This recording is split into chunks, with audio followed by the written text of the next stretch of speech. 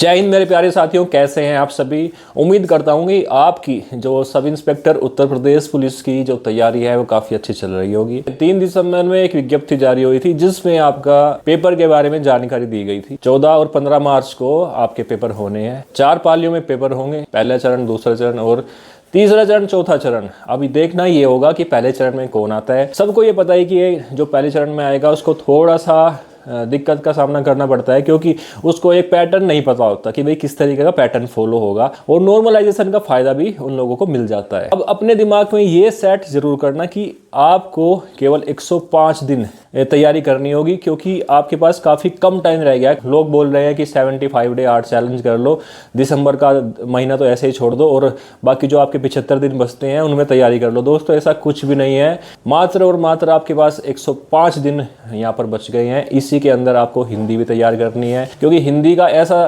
Portion रहता है कि यदि आप उसमें 38 से 39 क्वेश्चन बिल्कुल ओके कर लेते हो तो कहीं ना कहीं आप मेरिट में काफ़ी अच्छी पकड़ बना लेते हो। और दूसरा जो मैथ का पोर्शन रहता है, रीजनिंग का पोर्शन रहता है, ये काफ़ी अच्छा आप कवर कर सकते हो। जीके जीएस पॉलिटी काफ़ी बच्चों की जो रहता है मतलब वीक सेक्शन रहता है, लेकिन वहाँ पर भी काफ़ी बच्चे अच्छी पकड़ बनाकर अच्छी मेरिट में नाम अपना ले आते हैं। दोस्तों, जैसा कि आप जानते हैं कि 4543 ही वैकेंसी है, तो यहाँ पर आप लोगों को मैप के द्वारा अपने प्रैक्टिस करनी होगी। किस तरीके से आप प्रैक्टिस करें, तो चलिए मैं आपको थोड़ा डिटेल में बता देता हूँ। तो जैसा आपको 24 घंटे पर डे के हिसाब से मिलते ही हैं, तो 24 घंटे में से आपको 6 घंटे तो आपको सोना ही है, बाकी 2-3 घंटे आपके फ्रेश होना, खाना पीना, थोड़ा रेस्ट करना, घूमना, अपने दोस्तों से बात करना। जो बच्चे यहाँ पर पूरा टाइम अपना दे रहे हैं केवल पढ़ाई को, तो उन लोगों के मैं शेड्यूल बता रहा हूँ। जो पढ़ाई के साथ में ड्यूटी भी करते हैं, भाई उनको ड्यूटी भी करनी होती है और ड्यूटी के साथ साथ वो पढ़ेंगे भी, क्योंकि उनको भी कहीं ना कहीं कंपटीशन में आना है और उनका भी ड्रीम है कि वो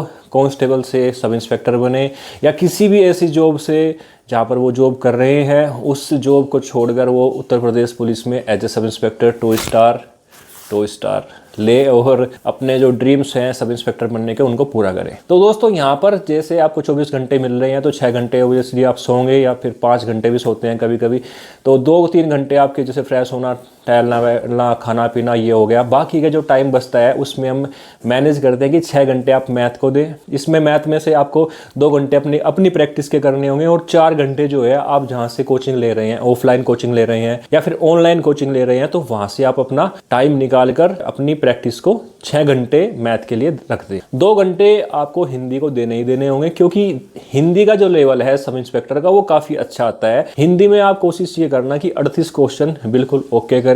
मैथ के अंदर यदि मैथ किसी का वीक है और यदि किसी का स्ट्रॉन्ग है तो वो कोशिश करेगा कि 36 से 37 क्वेश्चन बनाए, लेकिन किसी का वीक है तो वो कोशिश करे कि 30 से 32 क्वेश्चन मैथ में अच्छे करे। रीजनिंग में भी यही पोर्शन रहेगा। रीजनिंग में भी आपको कोशिश ये करनी चाहिए कि 33 से 34 क्वेश्चन कवर अप करे। अब जो जीके जीएस का पोर्शन बचता है, जीके जीएस में ज़्यादा से ज़्यादा स्कोर करना होगा, ज़्यादा से ज़्यादा पढ़ना होगा, थियोरेटिकल पढ़ना होगा, ज़्यादा ऑब्जेक्टिव क्वेश्चन करने होंगे, तो उसमें आपको कम से कम 3 से 4 घंटे पर डे देना ही होगा जीके जीएस के अंदर, और हिंदी के लिए आपको 2 घंटे देने हैं। रीजनिंग में आपको केवल प्रैक्टिस सेट लगाने हैं, जिसका सिलेबस अभी तक रीजनिंग के अंदर पूरा नहीं हुआ। पहले वो कोशिश करे कि 2 महीने में यानी कि 60 दिन में अपने रीजनिंग का जो पोर्शन है वो भी पूरा कर ले, साथ में प्रैक्टिस सेट लगाते रहे। तो जैसे दोस्तों आपके 60 से 70 दिन का जो टाइम हो जाता है सिलेबस पूरा करने में, उसके बाद में आप कोशिश ये करें कि रेगुलर प्रैक्टिस सेट पर आ जाए। पर डे 2 प्रैक्टिस सेट तो आपको लगाने ही लगाने होंगे, क्योंकि यदि आप प्रैक्टिस सेट नहीं लगाएंगे तो कहीं ना कहीं आप मेरिट में पिछड़ जाएंगे।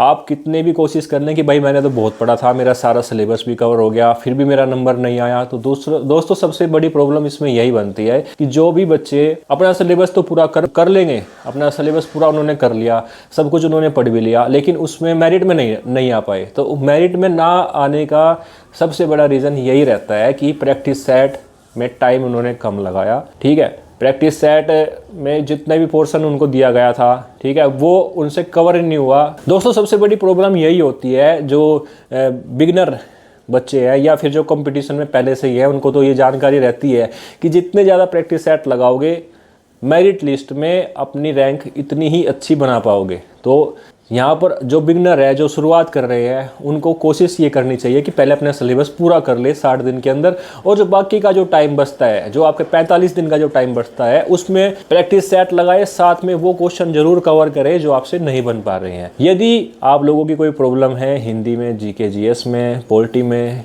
या फिर जो आपका कॉन्स्टिट्यूशन है, मैथ है, रीजनिंग है, उसमें कोई प्रॉब्लम बन रही है तो कमेंट सेक्शन में कमेंट जरूर करना कि सर ये प्रॉब्लम बन रही है, उसका बेस्ट सोल्यूशन देने की हम कोशिश करेंगे। और ऐसे ही यूपीएसआई और यूपी पुलिस के बारे में अपडेट्स देते रहेंगे, तो इस चैनल को सब्सक्राइब जरूर कर लेना, क्योंकि काफ़ी टाइम बाद वीडियोज़ आ रही है यहाँ पर, क्योंकि मेरी भी थोड़ी हेल्थ ख़राब हो गई थी और कुछ कंडीशंस और भी ख़राब हो गई थी, जिसकी वजह से मैं रेगुलर नहीं था इस चैनल पर। लेकिन अब कोशिश ये करेंगे कि आगे वीडियो आती रहे। मिलते हैं नेक्स्ट वीडियो में नई अपडेट के साथ, नई जानकारी के साथ। अपनी प्रॉब्लम्स कमेंट्स में ज़रूर लिखें। ऑल द बेस्ट, जय हिंद।